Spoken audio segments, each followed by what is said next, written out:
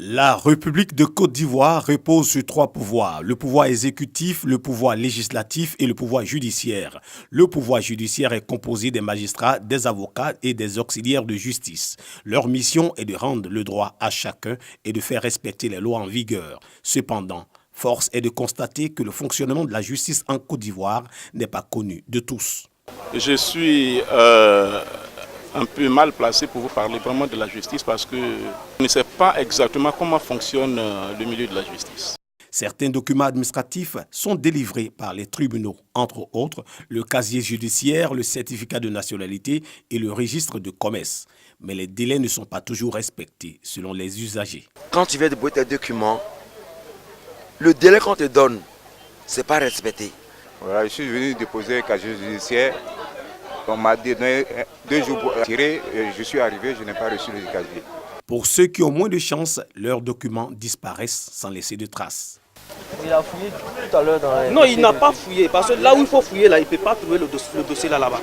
Je viens de déposer un papier, j'ai payé les frais. Et figurez-vous que ce papier, il y a des erreurs. Ils ont fait des erreurs sur le papier. Donc j'ai remis le papier pour qu'ils puissent corriger ces erreurs-là. Et je reviens aujourd'hui pour venir prendre mon papier. Il me dit qu'il ne retrouve pas. Outre l'établissement des documents administratifs, les Ivoiriens ont recours à leur appareil judiciaire pour que la loi soit dite. Mais certains se heurtent à plusieurs difficultés et repartent insatisfaits. La MACA, comme je dis, c'est l'univers carcéral le plus en vue en Côte d'Ivoire. Voilà. Là-bas, il y a des personnes qui sont incarcérées injustement. Bon, déjà même, il y a un sujet qui est tapant, on parle de prisonniers politiques. Voilà. Il faudrait que la justice essaie de pencher sur ce côté-là pour qu'il y ait moins d'opinion sur ce sujet-là.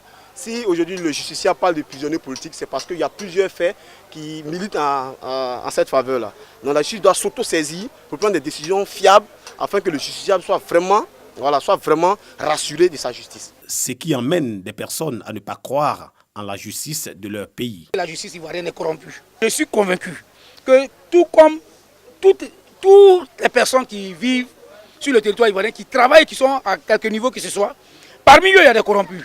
Certains même vont plus loin et évoquent les mauvaises conditions de travail des hommes de loi. Les conditions de travail des juges ne sont pas adéquates. Il faut améliorer le cadre de travail et leur permettre d'avoir les moyens nécessaires pour mener les enquêtes. Cependant, une partie de la population est satisfaite par la prestation de la justice. Pour moi, la justice ivoirienne, il n'y a pas de souci à mon niveau. En tout cas, tous les problèmes que j'ai eus, lorsque j'ai été voir un juge ou bien un homme de droit, je pense que justice m'a été faite. Je suis fier de la justice ivoirienne. Il y a un gars qui a convoqué mon grand frère. Il a accusé en tant qu'il a volé ses traits. Donc il est mis à la PJ. Il a fait près d'une semaine là-bas. Donc c'est aujourd'hui qui était le jugement à la justice. Donc nous on est venus, bon, on a eu peur. Vraiment la justice a fait. Les gars ils comptaient sur ces relations. Nous on n'a pas de relations. Pour nous c'est Dieu. Ces avis peuvent alors ouvrir une brèche à d'autres pensées.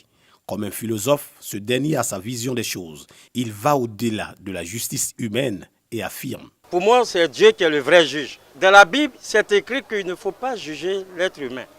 Mais je ne sais pas pourquoi nous les humains, on juge entre nous les êtres. C'est ça le véritable problème. Malgré tout, la justice ivoirienne accomplit son devoir régalien. Plusieurs réformes sont prévues dans le secteur pour le rendre plus performant afin d'améliorer son service au profit des justiciables.